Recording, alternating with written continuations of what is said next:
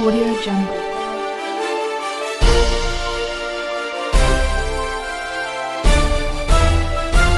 Audio Jungle. Appu ಆಸರೆ ನಿರಾಶ್ರಿತರಿಗಾಗಿ ಅನ್ನದಾಸೋಹ ಸೇವೆ ನಮ್ಮದು, ಸಹಾಯ ನಿಮ್ಮದು.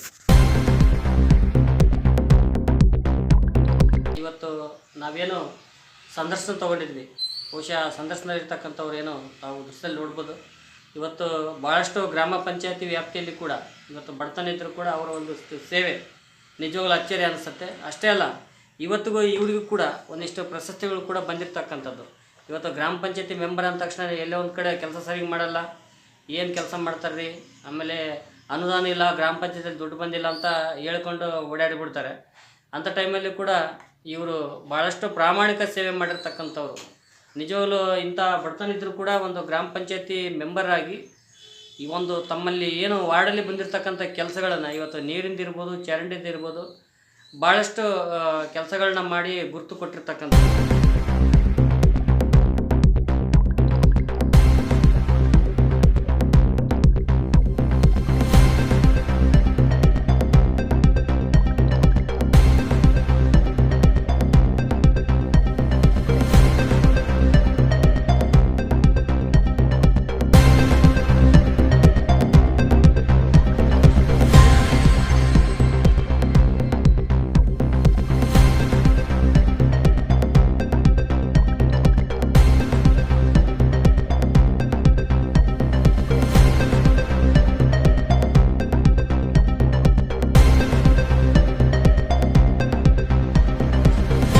ಮಗನ ಇವರು ಭಾಳಷ್ಟು ಖರ್ಚು ಮಾಡಿದ್ರು ಕೂಡ ಉಳಿಸ್ಕೊಳ್ಳೋಕ್ಕಾಗಲಿಲ್ಲ. ತುಂಬಾ ಪ್ರೀತಿ ಇರ್ತಕ್ಕಂಥ ಮಗ ಆದರೂ ಕೂಡ ಅವರು ದೈವದಿಂದ್ರಾಗ್ತಾರೆ.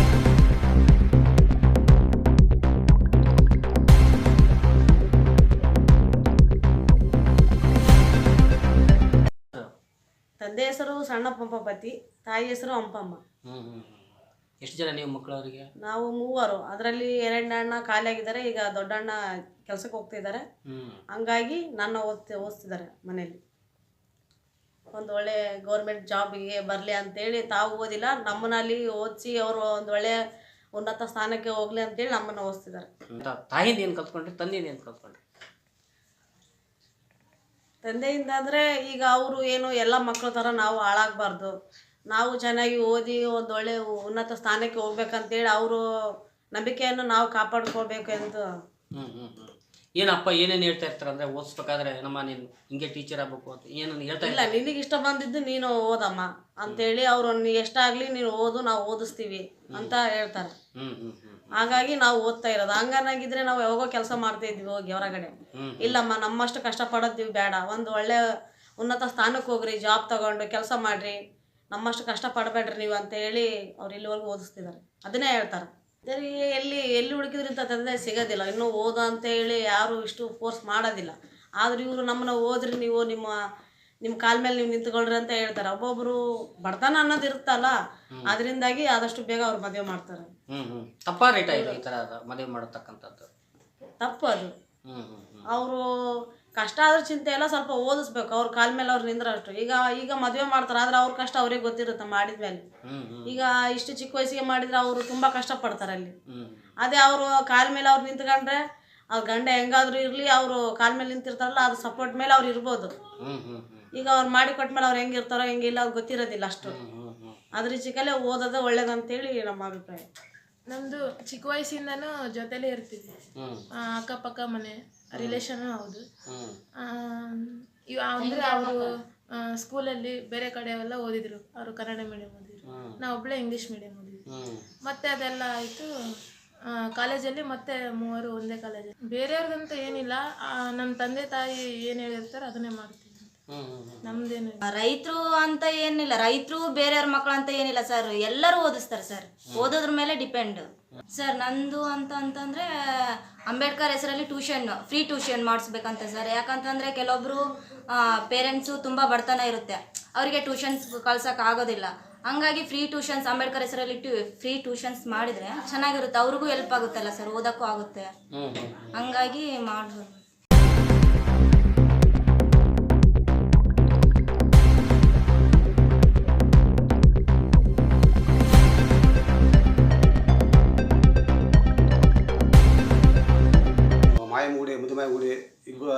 ಮೆಂಬರ್ ಆಗಿ ಇದು ಮಾಡಿದ್ವಿ.